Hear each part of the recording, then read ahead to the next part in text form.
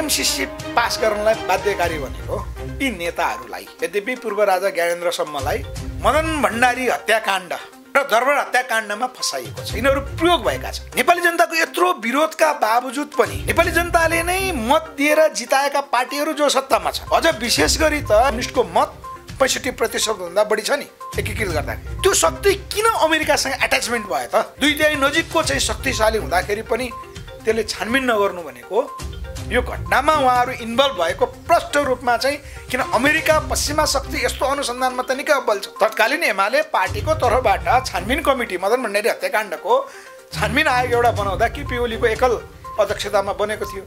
त्यो प्रतिवेदनले त्यहाँ प्रष्ट रूपमा हत्यारा सङ्केत गरेको छ। त्यो पार्टीभित्रैबाट हो भन्ने कुरा सङ्केत गरेको छ। त्यहाँ विष खुवाएर मारेको कुरो प्रष्ट रूपमा लेखिया छ, त्यसले प्रष्ट सङ्केत गरेको छ। र अर्को विषय, अमर लामालाई जसरी मारियो त्यसको कारण अर्को थियो। पाटन क्याम्पसमा प्रष्ट नाम लिएका थिए, त्यसको रेकर्ड, त्यो बेलाको रेकर्ड हेर्ने हो भने पाटन क्याम्पसमा तपाईँले बुझ्नु होला, मदन भण्डारी हत्याकाण्डमा माधव कुमार नेपाल र केपी ओलीको हात रहेको अमर लामाले बोलेका छन्।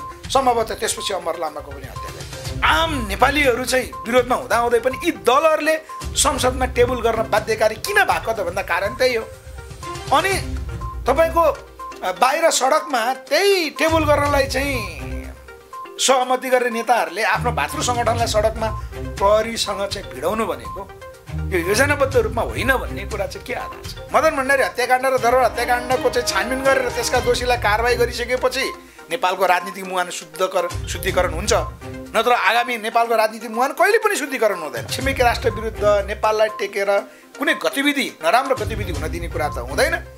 त्यसको निमित्त दीर्घकालीन जनयुद्धसम्म जाने गरीको हाम्रो तयारी छ। नम्बर 1, त्यही टेबल गर्न दिने दलका नेताहरू चाहिँ बानेश्वरमा उतारेर तपाईँको ढुङ्गामुढा गरेर प्रहरीसँग चाहिँ जो मुठभेड गराउने एउटा तत्त्व, यो पनि साम्राज्यवादीहरूकै डिजाइन अन्तर्गतको हो। यद्यपि पूर्व राजा ज्ञानेन्द्रसम्मको केस हिस्ट्री, नेपालको सारा केस हिस्ट्री साम्राज्यवादी शक्तिलाई थाहा छ, विस्तारवादी शक्तिलाई थाहा छ। आदरणीय दर्शक महानुभावहरू, यहाँलाई स्वागत छ कार्यक्रममा। आज हामीसँग देशको समसामयिक विषयसँग सम्बन्धित रहेर कुराकानी गर्नका लागि हाम्रो पार्टी नेपालका संयोजक हुनुहुन्छ गोविन्द बोहरा ब्रह्माण्डज्यू, उहाँसँग कुराकानी तपाईँमा देखाउन गइरहेका छौँ। गोविन्दजी, स्वागत छ यहाँलाई कार्यक्रममा। जय होस्। आरामै हुनुहुन्छ? ठिकै छु। अब देशमा अब एमसिसीको विषयवस्तु चर्किरहँदाखेरि अब तपाईँ चाहिँ चुपचाप देखिन्छ, मौन देखिया छ, किन, के छ तपाईँको एमसिसी प्रति धारणा? हामी अब बाहिर देखिँदा चाहिँ मौन देखिया हौ। यसको अन्तर्वस्तु बुझिसकेपछि अहिले अब एमसिसी प्रतिरोध मोर्चा गठनको प्रक्रियामा हामी लाग्यौँ। अब एमसिसीलाई बाहिरको जनदबावले थेग्न नसकिसकेपछि यसलाई त विशेष राजनीतिक शक्ति बनाएर नै दबाउनु पर्ने भयो हैन। त्यसकारण यस्ता कयौँ रणनीतिक विषयहरू हुन्छन्। हामी चाहिँ त्यो मोर्चा गठनमा लागेका छौँ। अब अहिलेका संसदीय पार्टीहरूले यसलाई जसरी पनि अगाडि बढाउने जुन कार्यहरू गरे, यो अब उहाँहरूको आफ्नै बाध्यता होला। अब हामीले देखेको चाहिँ यो बाध्यताका विशेष योभन्दा पहिलाका केही घटनाक्रमहरू छन्। त्यसकारण अब उहाँहरूलाई बाध्यता छ एमसिसी पास गर्नुपर्ने, हामीलाई जसरी पनि रोक्नुपर्ने बाध्यता छ। त्यही हो। अहिले के छ रोक्नको लागि? अब लगभग टेबल भइसके पछाडि अब भोलि 12 गते त पास हुने छाँटकाट देखिएको छ, टेबल भइसकेको अवस्था छ। तपाईँहरू अब मोर्चा बनाउँदैछु भनेर भन्नुहुन्छ, अब 10-15 दिन लाग्छ भन्नुहुन्छ। अब एमसिसी कदाचित एमसिसी पास भइसके पछाडि बनाएको मोर्चाको के अर्थ रहन्छ? होइन, मुख्यतया नेपाली जनताले अहिले चाहेको यो एमसिसी जसरी हुन्छ रिजेक्ट होस् भन्ने कुरा छ होइन। यसको नेपाली जनताको प्रभावको कहाँ असर पर्छ, जनताले राखेका विषय भन्ने कुरा केही नजिरहरू छन्। अब हामीले अहिले संसदले पास गर्यो भने त के चाहिँ गर्न सक्छौँ त? कुनै उपाय नै छैन होइन। जस्तो योभन्दा पहिला बाबुराम भट्टराई 68 सालमा प्रधानमन्त्री भइसकेपछि बिप्पा सम्झौता भएको थियो। त्यो बिप्पा 10 वर्षीय अवधि थियो, त्यो अवधि पनि सिद्धियो भनेको बिप्पा लागू भएन नि। त्यो बेलामा पनि यतिको बहस त बिप्पा भएको थिएन। तर यहाँ विदेशी दलाल पुँजीपतिहरूलाई भित्र्याउने जो योजनाकारहरू थिए, त्यो बेलामा चाहिँ अब बाहिरबाट उद्योग धन्दा कल कारखानाहरू यहाँ भित्राउने, त्यसलाई सरकारले सुरक्षा दिने, त्यसको चाहिँ प्राकृतिक विप्लव परे पनि नेपाल सरकारले बेहोर्ने गरेको एउटा राष्ट्रिय पुँजीलाई विकास हुन नदिने गरी नेपालमा उत्पादन भए पनि त्यो उत्पादनको चाहिँ मुख्य आर्थिक स्रोत बाहिरै जाने हिसाबले जो बिप्पा भएको थियो त्यो बिप्पा त अहिले कार्यान्वयन भएन। अब योभन्दा अगाडि अब अर्को सबैभन्दा ठुलो विषय जो अहिले त्यो विषयसँग जोडिएर आउँछ 2053 असोज 4 गते 2054 असोज 3 गते गरेको हो। के अरे संसदबाट राति पास गरे महाकाली सन्धि। त्यो महाकाली सन्धि पनि कार्यान्वयनमा गएन नि। त्यसकारण एमसिसी पनि अब अहिले नेपाली जनताको विपरीत यी दलहरूले चाहिँ पास गरे भने अब त्यहाँसम्म लानुपर्छ हामीले भनेको। जसरी बिप्पा र महाकाली सन्धिहरू कार्यान्वयन भएनन् त्यो स्थितिमा लानको निमित्त भूमिका न हो, हामीले गर्न सक्ने त्यही कुरा न हो। सकिन्छ र केही गरी कथन कथा चाहिँ एमसिसी पास भयो भने फेरि त्यही महाकाली सन्धि जस्तै गरी यसलाई पनि कार्यान्वयन नल्याउनको लागि रोक्नको लागि त्यो सम्भव हुन्छ? सम्भव त हेर्नुहोस्, राजनीतिक शक्ति मार्फत सम्पूर्ण कुरा सम्भव हुन्छ किन यो नीतिगत कुरासँग नि जोडिन्छ, सरकारको चाहिँ मुख्य योजनासँग पनि जोडिन्छ। यसलाई सक्नुपर्छ भने अब नेपाली जनताले नि यो विषयलाई चाहिँ गहन रूपले हेरिनु भएको हुनाले यसको प्रत्यक्ष असर चुनावमा पर्छ। नयाँ राजनीतिक शक्तिहरू चाहिँ रातारात उदाउने स्थिति निर्माण गर्नुपर्ने छ हामीले। यसको निमित्त जनताको चाहिँ हात प्रमुख रहन्छ। अब हामीले त भन्ने हो अब मुख्य गरी एमसिसीको यो किन राष्ट्रघाती छ, यो किन नेपालमै केन्द्रित बढी भयो, अरू विदेशमा भएका चाहिँ एमसिसीहरूमा किन विवाद आएन हामीले सुनेको चाहिँ श्रीलङ्का भन्दा बाहेक भन्दाखेरि चाहिँ यसका विशेष कारणहरू छन् भनेको यो विश्व शक्ति सन्तुलनसँग पनि जोडिएको छ। त्यसकारण नेपालबाट एमसिसीलाई चाहिँ जसरी हुन्छ हामीले धकेल्न सक्नुपर्छ, रिजेक्ट गर्न सक्नुपर्छ। त्यो चाहिँ अब राजनीतिक मुद्दाको रूपमा यसले स्थान पाउँछ। त्यो विषयमा के छ? एमसिसीका कुन कुन मुद्दाहरू अब घातक छन् अथवा एमसिसीलाई संशोधन गरेर पास गर्न सक्ने आधारहरू के छन् अथवा चाहिँ पुरै रिजेक्टै गर्नुपर्छ भन्ने छ कि के छ तपाईँको त्यो बताइदिनुहोस्। होइन, प्रमुख कुरा त एमसिसीभित्रका घातक मुद्दाहरू भन्दा पनि अहिले त व्यापक त्यो विषय त बाहिर आइसकेको छ। पक्ष र विपक्षीहरूले आफ्ना भनाइहरू राखेका छन् होइन। विपक्षमा विशेष गरी चाहिँ एक किसिमको नेपालको स्वतन्त्र बुद्धिजीवी भनेर चिन्छौँ हामी, सुरेश राज आचार्य सरहरूले राख्नु भएको छ, ऐश्वर्य राज आचार्य सरहरूले होइन। पार्टीभित्रैबाट भीम रावलहरूले राखिरहनु भएको छ, माओवादीभित्रबाट चाहिँ लीलामणि पोखरेलहरूले राखिरहनु भएको छ भने हामीले देखेको मुख्य विषय एमसिसी घातक कहाँ हो भने विदेशीको सहयोगबाट, विदेशीको अनुदानबाट, विदेशी ऋणबाट त झन् कल्पनै गर्न सकिन्न राष्ट्र बन्दैन। यो विश्वको अहिलेसम्मको चाहिँ नजिर छ मुख्य कुरो।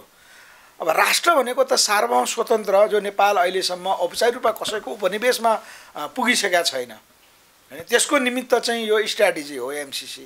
लामो उनीहरूले चाहिँ स्ट्राटेजी अन्तर्गत एउटा फाइनल यो एमसिसी मार्फत नेपालको कानुनभन्दा माथि रहने गरी चाहिँ अमेरिका नेपालमा औपचारिक रूपले यो दक्षिण एसियाको चाहिँ मुख्य कार्यालय यहाँ रहने गरी ऊ संविधानभन्दा माथि रहेर नेपालमा आउन चाहन्छ भनेको नेपाललाई उपनिवेश बनाउन चाहन्छ। यसको सिधा भाषा त्यही हो होइन।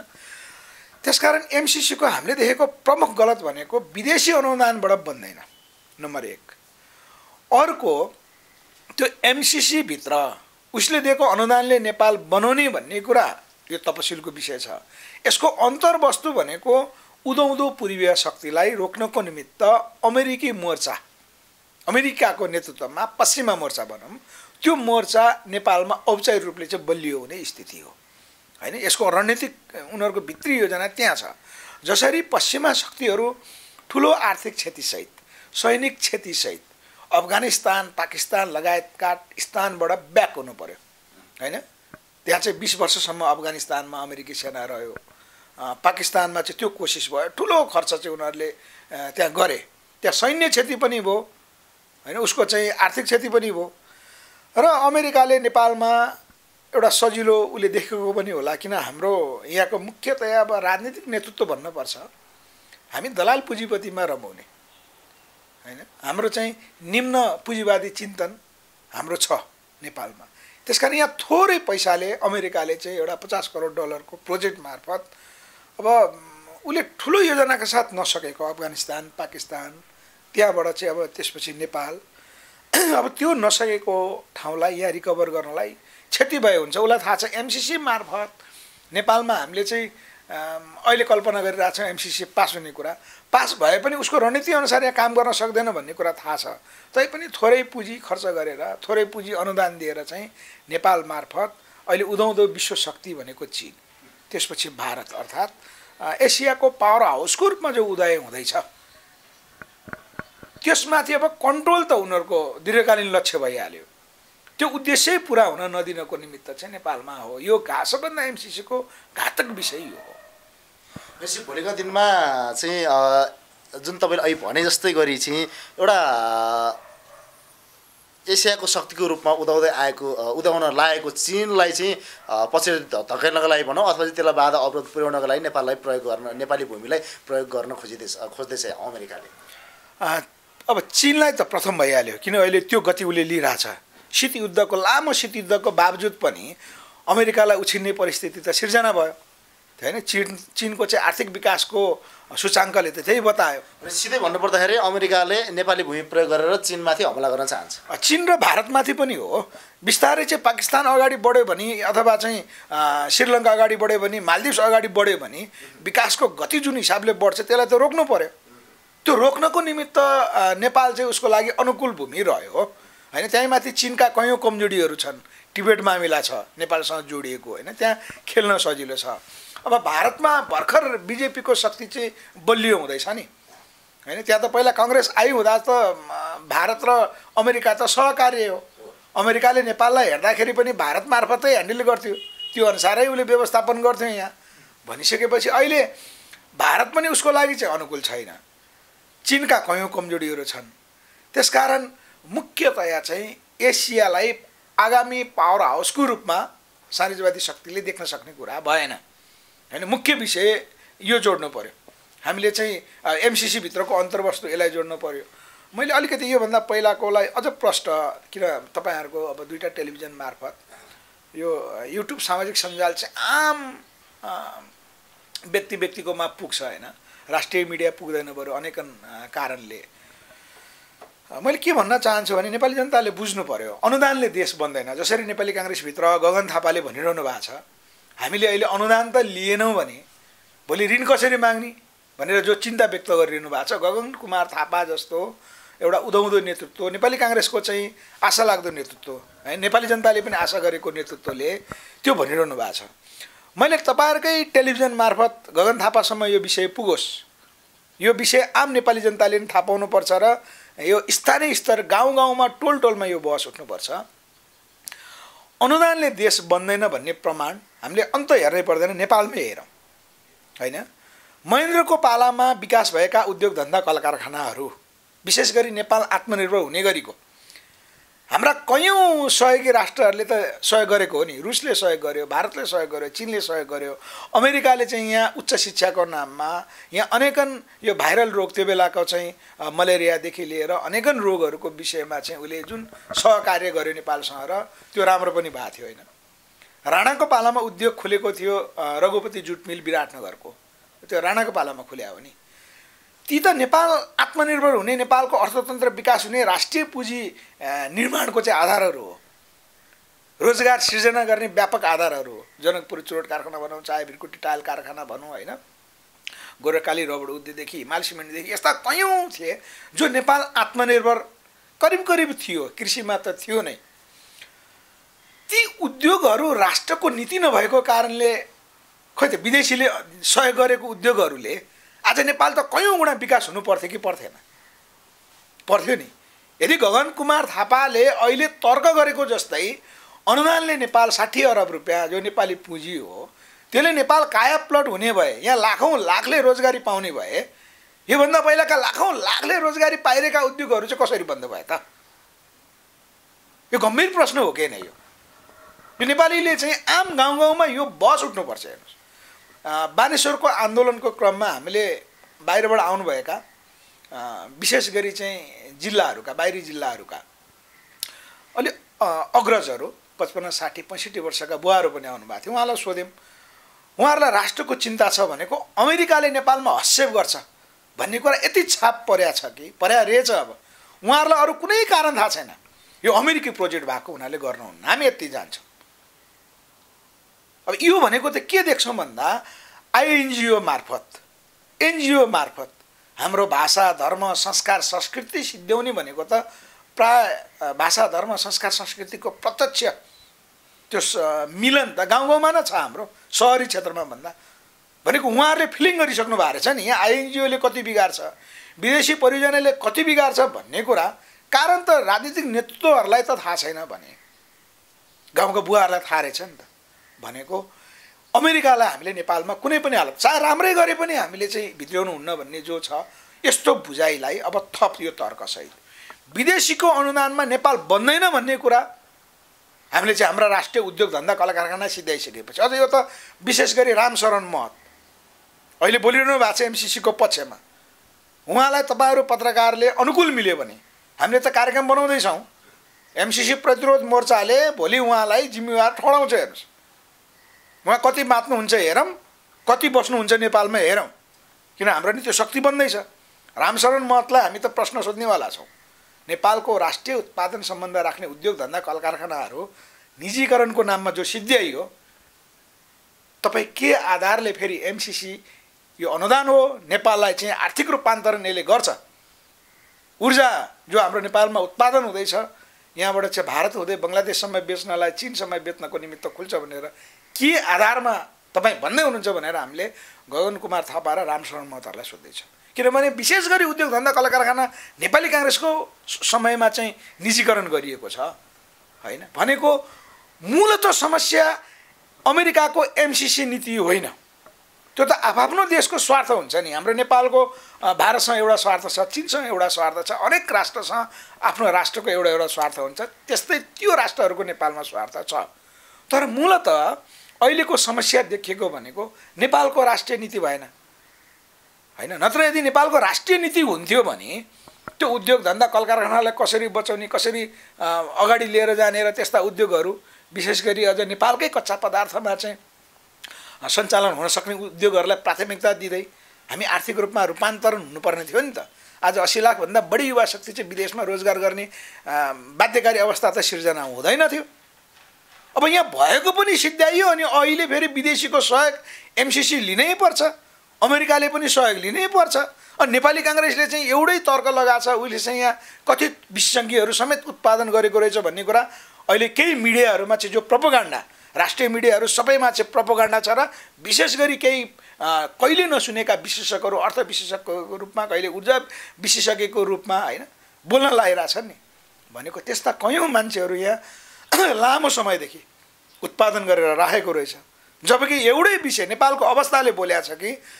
विदेशी अनुदानले नेपाल बन्दैन यदि बन्ने भएदेखि नेपाल अगाडि बढ्थ्यो भने हाम्रा उद्योग धन्दा कल कारखाना बन्द भएका हिसाब किताब त्यो जिम्मेवारी अहिलेको विशेष गरी नेपाली काङ्ग्रेसले दिनुपर्छ एमाले पनि दिनुपर्छ नि त यो बहस चाहिँ गाउँ गाउँमा उठोस् भनेर म तपाईँको टेलिभिजन मार्फत भन्न चाहन्छु अहिले जुन यो देखिएको छ संसदभित्र केही पार्टीका व्यक्तिहरू भनौँ शीर्ष नेताहरू विरोध गर्ने त्यही विरोध गरेका चाहिँ फेरि त्यही विरोध एकातिर विरोध गर्ने फेरि अर्कोतिर सपोर्ट गर्ने त्यो सपोर्ट गरेका अथवा भनौँ विरोध गरेका केही पार्टीका फेरि कार्यकर्ताहरू सडकमा नाराबाजी गराउने पुलिससँग मुठभेडको अवस्था सिर्जना गर्ने यसलाई कसरी निहालिरहनु भएको छ र अब के अब हाम्रो पार्टी नेपालले के गर्छ अब मैले हाम्रो पार्टी नेपालको त अघि रामशरण महतको उदाहरण दिएर आम नेताहरूमाथिको कार्यक्रम बन्द गरेको कुरा भने किन हाम्रो यो त दीर्घकालीन अब युद्धसँग पनि जोडिन सक्छ त्यसको लागि तयारी हुनुहोस् तपाईँ होइन हामी तयारी गर्दैछौँ यो त दीर्घकालीन माओवादीले पनि 52 सालको जनयुद्ध सुरुवात गर्दाखेरि त उसले चाहिँ 44 सालदेखिको तयारी गरे हो नि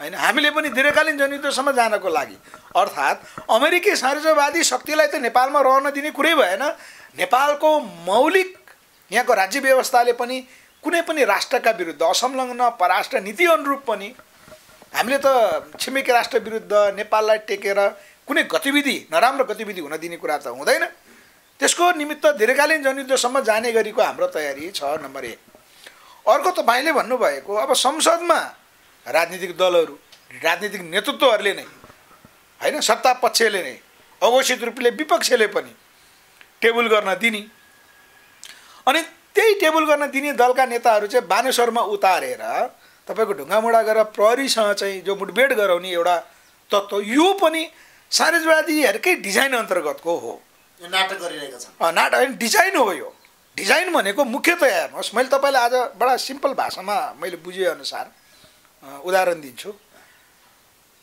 एकजना डक्टरले बिमारी उपचार गर्दाखेरि बिमारीको केस हिस्ट्री गर्छ होइन, त्यो बिमारीको चाहिँ सारा केस हिस्ट्री गर्छ पहिला, अनि बल्ल उसलाई कसरी उपचार गर्ने, कुन कुन औषधि दिने भन्ने हिसाबले चाहिँ डक्टरले त्यो उपचार चाहिँ गर्छ,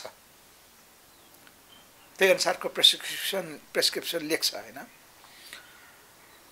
राजनीतिक दलहरूले एमसिसी पास गर्नलाई जो बाध्यकारी अवस्थामा अघि भने नि, नेपालका राजनीतिक दल नेतृत्वहरू यद्यपि पूर्व राजा ज्ञानेन्द्रसम्मको केस हिस्ट्री, नेपालको सारा केस हिस्ट्री साम्राज्यवादी शक्तिलाई थाहा छ, विस्तारवादी शक्तिलाई थाहा छ। यो गम्भीर कुरा छ है। त्यसकारण अहिले नेपाली काङ्ग्रेस बाध्यकारी रूपले, उसको त चरित्रै हो त्यो खुला उदारवादी पुँजीवादी चिन्तन, उसको त सिद्धान्तभित्रै पर्छ। खुला उदारवादी अर्थनीति भन्छ होइन नेपाली काङ्ग्रेसले, कम्युनिस्टहरूले अरू भन्दैनन्। यिनीहरू सबै अहिले पछिल्लो चरणको हामीले उदाहरण दिँदा मैले यो मिडियामा केही अगाडिदेखि बोलेको छु, अझै यसलाई चाहिँ हामीले आम जनतासम्म पुर्याउन सकिरहेको छैनौँ। मैले तपाईँहरूको टेलिभिजन मार्फत पनि अनुरोध गरेँ यो बहस उठोस् र हामी गाउँ गाउँमा जाँदैछौँ। अब हाम्रो त्यो फाइनल डकुमेन्ट तयार भइसकेको हुनाले हामी जाँदैछौँ बहसको निमित्त।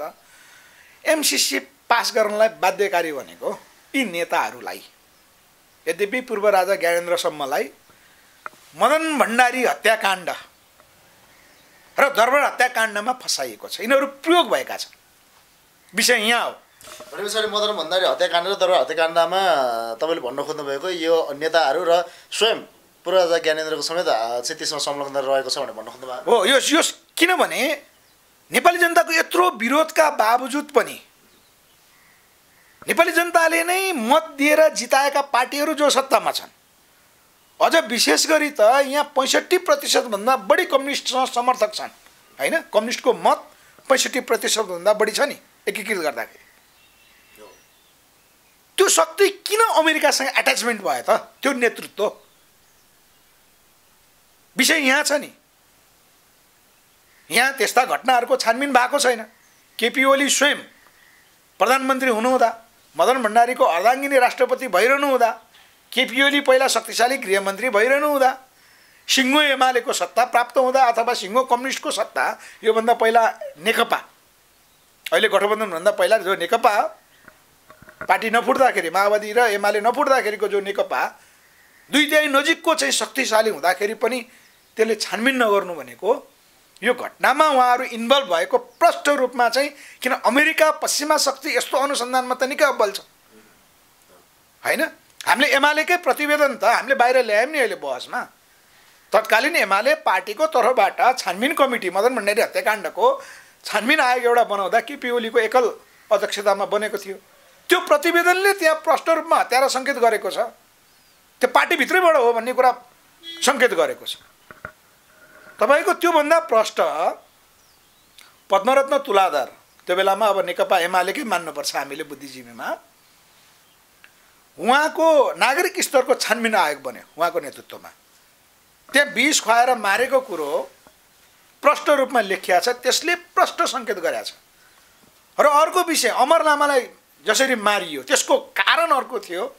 2057 सालमा पाटन क्याम्पसमा, हेर्नुहोस् होला है, पाटन क्याम्पसमा प्रष्ट नाम लिएका थिए, त्यसको रेकर्ड, त्यो बेलाको रेकर्ड हेर्ने हो भने पाटन क्याम्पसमा तपाईँले बुझ्नु होला 2057 सालमा अमर लामाले त्यहाँ बोलेका छन्। त्यो बेलामा चाहिँ बोलेको विषय भनेको मदन भण्डारी हत्याकाण्डमा माधव कुमार नेपाल र केपी ओलीको हात रहेको अमर लामाले बोलेका छन्। सम्भवतः त्यसपछि अमर लामाको पनि हत्या गरिएको छ भनेको यो सारा नेपालका राजनीतिक नेतृत्वहरू। आज नेपाली जनताले एमसिसी हुँदैन भने, अघि मैले एउटा गाउँको बुवाले समेत उहाँहरूले त बेहोर्नु भएको छ नि, आफ्नो धर्म सिद्ध्याउँदाखेरि उहाँलाई पीडा छ, संस्कार सिद्ध्याउँदा पीडा छ, सिङ्गो जीवन चाहिँ पीडादायीमा बितिसकेपछि उहाँहरूको अनुभव बोल्या जस्तै आम नेपालीहरू चाहिँ विरोधमा हुँदाहुँदै पनि यी दलहरूले संसदमा टेबल गर्न बाध्यकारी किन भएको त भन्दा कारण त्यही हो। अनि तपाईँको बाहिर सडकमा त्यही टेबल गर्नलाई चाहिँ सहमति गर्ने नेताहरूले आफ्नो भातृ सङ्गठनलाई सडकमा प्रहरीसँग चाहिँ भिडाउनु भनेको यो योजनाबद्ध रूपमा होइन भन्ने कुरा चाहिँ के आधार छ? कार्यक्रमको अन्त्यमा के भन्न चाहनुहुन्छ? त्यसकारण नेपाली जनताले अहिले मुख्यतया जो एमसिसी पास नहोस् भन्ने चाहना राखेका छन्। मैले अन्तिममा भन्ने यही नै हो, नेपाली काङ्ग्रेसलाई केही लाज शरम छैन, जनताको डर छैन, तर कम्तीमा कम्युनिस्टहरूले चाहिँ अलिकति जनताले हामी बाध्यतामा परे पनि जनताले चाहिँ हामीलाई भोलि के भन्छन् भन्ने एउटा मनसाय राखेको देखियो। अब जनतालाई कसरी छल्ने भन्ने उनीहरूले सोचिरहेको देखिन्छ होइन। अब जनताले के बुझ्नु पर्यो भने अहिलेको राष्ट्रिय पार्टीहरू त्यो कुरा चाहिँ माओवादीमा अलिकति बढी देखिएको, कम्युनिस्ट अरूमा नै देखियो। उनीहरू अहिले कम्युनिस्टहरू चाहिँ त्यो किन पास नगरिकन हुँदैन, हामीले बाध्यकारी उहाँहरूलाई चाहिँ फसाइएको कुरा मैले भनिहालेँ। त्यो बाध्यकारी छ भने जनता भोलि एमसिसी पास गरेपछि त फेरि चुनावमा जानु पऱ्यो, जनतासँगै जानु पऱ्यो होइन। जनतासँग जाँदाखेरि त भोलि जनताले त प्रतिकार गर्ने भन्दा अरू उपाय छैन। यो व्यवस्थाको विकल्प सोध्छ छैन होइन, व्यवस्थाको विकल्प भन्दा पनि व्यवस्थाको विकल्प हामीले 2007 सालदेखि खोज्दै आएको, निर्माण पनि गर्दै आएको हो नि। तर विकल्पसँगै राष्ट्रिय नीतिको बहस नगर्ने हो भने अब नेपालले निकास पाउने बाटोलाई नेपाली जनताले पहिल्यै ठोस गरेर त्यो गणतान्त्रिक व्यवस्था मार्फत पनि हुनसक्छ, त्यो राज संस्थात्मक व्यवस्था मार्फत पनि हुनसक्छ। मूल कुरो नेपालको नीतिसँग जोडिन्छ। त्यसकारण हामीले भन्दै आएको विषय जब नेपाली जनताले कहाँ बुझ्नु पर्यो भन्दाखेरि जस्तो 1950 को सन्धि खारिज नगरिकन अब नेपाल रूपान्तरण हुँदैन।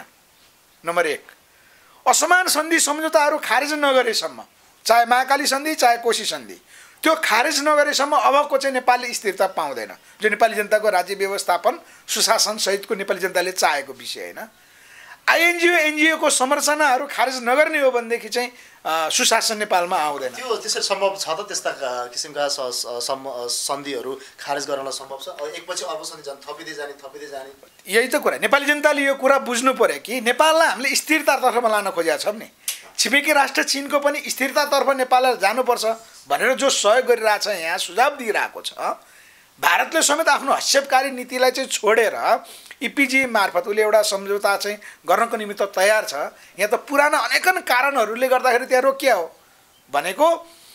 त्यो नगरिकन नेपाल स्थिरै हुँदैन भने नेपालको राजनीतिक घटनाक्रम अब सङ्ल्याउने हो र नेपाललाई चाहिँ स्थिर विकासमा लाने हो, नेपाली जनताको चाहना अनुसारले नेपाललाई रिल गर्ने हो भने त मदन भण्डारी हत्याकाण्ड र दरबार हत्याकाण्डको चाहिँ छानबिन गरेर त्यसका दोषीलाई कारवाही गरिसकेपछि नेपालको राजनीतिक मुहान शुद्धिकरण हुन्छ, नत्र आगामी नेपालको राजनीतिक मुहान कहिले पनि शुद्धिकरण हुँदैन। त्यसकारण यी कार्यहरू नगरिकन होइन अर्को शक्तिशाली न्यायिक नागरिकता छानबिन आयोग गठन गरेर चाहिँ नेपालका नागरिकभन्दा विदेशी नागरिक बढी हुने स्थिति जो निर्माण गरिरहेछ, यस्ता कार्यहरू नगर्ने हो भने यसलाई राष्ट्रिय नीतिमा राख्नुपर्छ। अनि मात्रै राज्य व्यवस्था अर्को आयो भनेदेखि चाहिँ ठिक हुन्छ, अथवा गणतान्त्रिक शासन व्यवस्था अथवा अहिलेकै बुर्जा संसदीय व्यवस्थामा चाहिँ यो गाह्रो हुन्छ। बुर्जा संसदीय व्यवस्थामा चाहिँ यो कानुनी प्रावधान यस्तो भएको हुनाले सम्भव छैन। राज्य व्यवस्थाको विकल्प भनेको अहिलेकै एमसिसीलाई टेकेर राष्ट्रघाती नेतृत्वहरू र देशभक्त जनताहरू यो बिचमा चाहिँ कित्ता काट भइसकेपछि लडाइँ चल्छ। त्यो लडाइँले राज्य व्यवस्थापन तर्फ चाहिँ जान सक्छ, जानुपर्छ। अब हामीले चाहिँ अहिले बहस गरेको के हो भने गणतान्त्रिक शासन व्यवस्था भन्दा नेपालको राज संस्था पृथ्वीनारायण शाहको समय पछाडि नेपालको राज संस्था कस्तो भन्ने एउटा नीति बनेन। पृथ्वीनारायण शाहपछि नै त्यो टुट्यो। त्यसका नेपाल बिग्रिएको होइन, नेपाल बनेकै थिएन होइन। हामीले चाहिँ त्यसलाई जोडेर अब बचेको राज संस्था एउटा टिमलाई पनि किन सिद्ध्याउनलाई सयौँ वर्षको योजना बनाएर चाहिँ 2058 जेठ 19 घटाइयो त भन्दा अब एकपल्ट राज संस्था ठिक हुन्छ, राज संस्थाको सैद्धान्तिकरण सहित आगामी राज संस्थाको चाहिँ विधि विधान सहित योभन्दा पहिला राज संस्थाका समयमा भएका घटनाहरू जसरी 2017 पुस 1 गलत थियो, 2033 गलत थियो, बिपी र वीरेन्द्रको चाहिँ सहकारी हुन नसक्नु, 2061 माघ 19 हैन जनप्रतिनिधि सरकारलाई अपदस्थ गर्नु गलत थियो। यी राज संस्थाका गलतहरू भए। यस्ता गलतहरू नदोहोर्याउने शर्तमा आगामी राज संस्थाको चाहिँ विधि विधान कस्तो हुने र त्यो राज संस्थाको राष्ट्रिय नीति कस्तो हुने, त्यो राष्ट्रिय नीतिले आम नेपालीलाई रूपान्तरणमा लान सक्छ कि सक्दैन, आर्थिक रूपमा सुरक्षित बनाउन सक्छ कि सक्दैन, सामाजिक रूपमा अगाडि लिएर जान सक्छ कि सक्दैन भन्ने कुराको मापन हुन्छ। त्यसकारण यो अब राज्य व्यवस्थाको परिवर्तनतर्फ चाहिँ उन्मुख हुनुपर्छ। अब किन यी नेता र यी दलबाट हुँदैन भन्ने कुरा चाहिँ प्रष्ट भएको हुनाले नेपाली जनताले यो बुझ्नुपर्छ। अब नेपालमा राज संस्था पुनर्स्थापना हुने, राज संस्था फर्किने कतिको सम्भावना देख्नुहुन्छ तपाईँ? कतिको आवश्यक छ? होइन, सम्भावना भन्दा नि आवश्यकताको कुरा भयो नि। सम्भावनाको कुरा त के भयो? सम्भावना त अहिलेकै चाहिँ राष्ट्रघाती देशद्रोही, जसले राष्ट्रघात गरे, जसले देशद्रोह गरे, उनीहरू मात्रै सत्तामा पुगिरहने, नेपाली जनतालाई गुलाम बनाइरहने, नेपाली जनता विदेश पलायन हुन बाध्यकारी भइरहने चाहिँ सम्भावना देखियो यही नेता रहेसम्म। त्यसकारण राज संस्थालाई भत्काउनुको कारण, राज संस्था सिद्ध्याउनुको कारण, दरबार हत्याकाण्ड मार्फत सिङ्गो देशभक्त टिम सिद्ध्याउनुको कारण हामीले अहिले थाहा पायौँ। अब के छ, देशमा आवश्यकता छ या छैन र राज संस्था आउनुपर्छ, आउनु हुन्छ या हुँदैन? ल्याउनु पर्छ कि पर्दैन भन्ने प्रश्नसँग जोडिन्छ। राज संस्थाले एकपल्ट रिकनेक्ट गरेर हेरौँ। योभन्दा पहिला राज संस्थाको विधि विधान चरित्र कस्तो भन्ने कुरा थिएन, संविधान थिएन होइन। अब चाहिँ नेपालको राष्ट्रिय नीति सहितको, विधि विधान सहितको राज संस्था र त्यो राज संस्थामा हामीले अहिले नयाँ बहस गरेको एउटा विश्वमै नयाँ प्रणाली पनि त्यसमा चाहिँ भएको हामीले पायौँ। यो आफ्नो देशमा त आफ्नो तरिकाको छ, जस्तो बेलायतमा एम्बुड्समेन्ट सिस्टम रहेछ, थाइल्यान्डमा चाहिँ त्यही अनुसारको रहेछ होइन। अबको संविधानमा राजाले पनि गलत गरेको खण्डमा, राष्ट्रिय नीतिभन्दा बाहिर गएको खण्डमा, संविधानभन्दा बाहिर गएको खण्डमा कारबाही त्यो भोग्न पर्ने व्यवस्था सहितको अबको राज संस्थात्मक व्यवस्थामा हामीले चाहिँ सर्वोच्च आयोगको एउटा कन्सेप्ट बनाएको छौँ। हो यस्ता कन्सेप्टहरू सहित राष्ट्रिय नीति सहितको आगामी राज संस्था हुने हो भने नेपालले निकास पाउँछ भन्ने कुरा आएको छ र नेपाल अब त्यहीँ जानुपर्छ, यसको विकल्प छैन।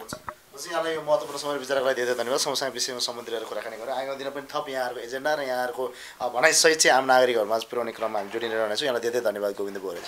हस्, हाम्रो पार्टी नेपालका विचारहरू तपाईँहरूको टेलिभिजन मार्फत राख्ने अवसर प्रदान गर्नुभएकोमा यहाँहरू दुवैजनालाई हार्दिक धन्यवाद।